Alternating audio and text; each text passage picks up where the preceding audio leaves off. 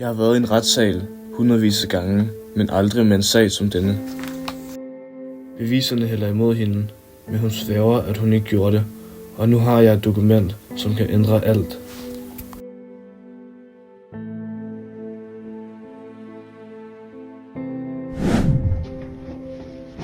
Hvis du bruger det her dokument nu, kan du miste dit job. Det er ikke produceret korrekt.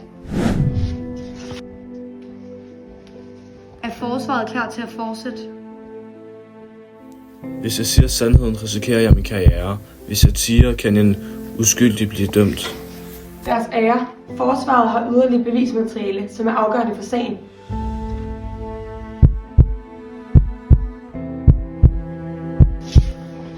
Er det her afgørende for min retssag? Frem med det! Nogle gange er sandheden vigtigere end konsekvenserne. Og lige der vælger jeg, hvilken slags advokat jeg vil være.